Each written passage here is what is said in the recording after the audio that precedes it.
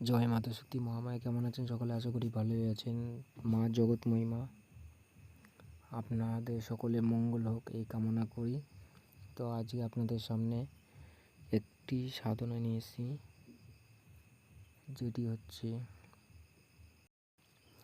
ভূত বা প্রেত সাধনা। এই সাধনা সিদ্ধি লাভ করে আপনারা যে কোনো কার্যক্রিয়া সমাধান করতে পারবেন। সেটা বান হোক, বশীকরণ হোক, উচ্চাটন হোক, মারণ হোক, যে কোনো ক্রিয়া আপনারা সমাধান করতে পারবেন। আর এই সাধনা করা অর্থাৎ সিদ্ধি লাভ থাকলে আপনাদের যে তন্ত্রমন্ত্র থাকবে সেটা অলৌকিকভাবে আপনারা একটা শক্তি প্রদান পাবেন। তো ভিডিওটা একটু বড় হতে পারে, সকলে একটু মনোযোগ সহকারে শুনবেন।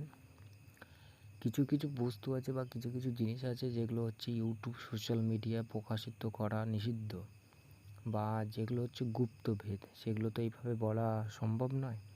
তো ওগুলো শিখতে হলে বা ওগুলোর বিষয় জানতে হলে সেগুলোকে গুরুর মারফতে বা গুরুদেবকে ধরে সেই সব জিনিস জানা হয়। তো এইভাবে তো বলা সম্ভব নয়।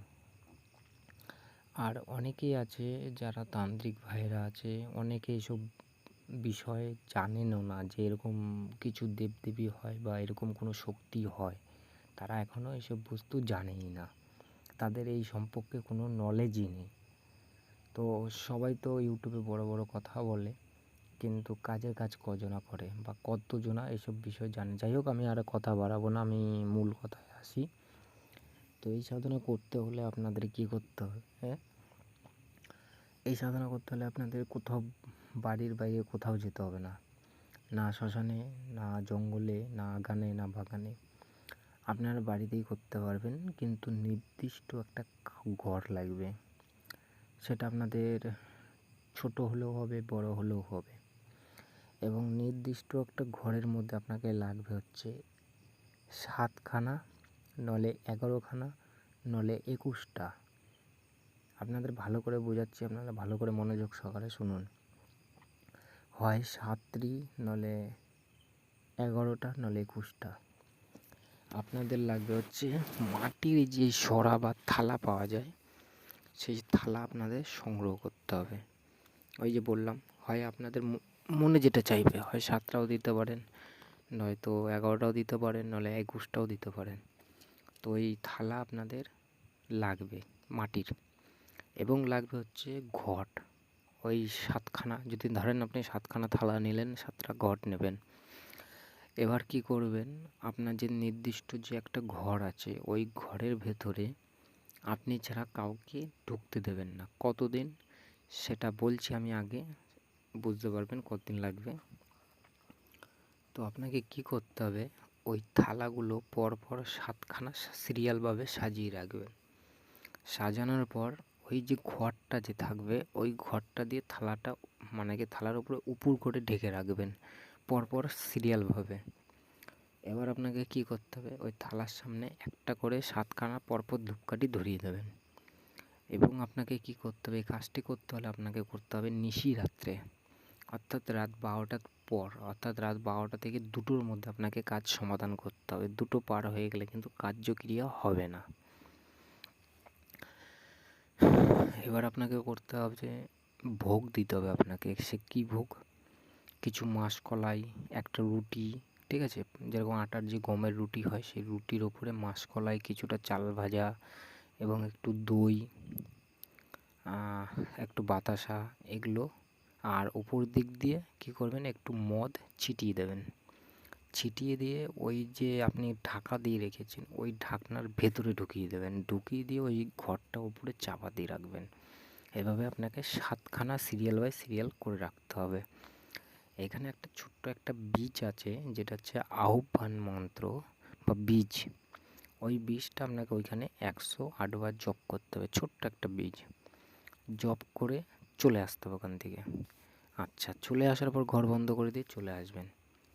এইভাবে প্রথম দিন করলেন, দ্বিতীয় দিনও ঠিক এই একই নিয়মে করবেন, তৃতীয় দিনও ঠিক একই নিয়মে করবেন, চতুর্থ দিনও ঠিক একই নিয়মে, পঞ্চম দিনও ঠিক কিন্তু একই নিয়মে, এবং 6 দিনের দিনও কিন্তু সেম একই পর্যায়ে। এবং আপনি 7 দিনের দিন কী করবেন, 7 দিনের দিন আপনি কোনো ভোগ দেবেন না বা ঢাকবেন না। অর্থাৎ ওই ঘটগুলোকে কী করবেন, কোনো ভোগ ভেতরে না দিয়ে ওই ঢাকনা মানে কি ঘরটাকে উল্টো করে ঢেকে ওখানে বসে চুপচাপ বিষটাকে জপ করবেন। তো জপ করার সাথে সাথে বুঝতে পারবেন যে কিছু একটা জিনিস এসছে, ঠিক আছে? তো আসার সাথে সাথে আপনার কাছে কিন্তু গুংরাবে বা আপনাকে ভয় দেখানোর চেষ্টা করবে, কিন্তু আপনি ভয় পাবেন না, ঠিক আছে? তো এটা একটু শক্ত মন করে আপনি ওখানে বসবেন।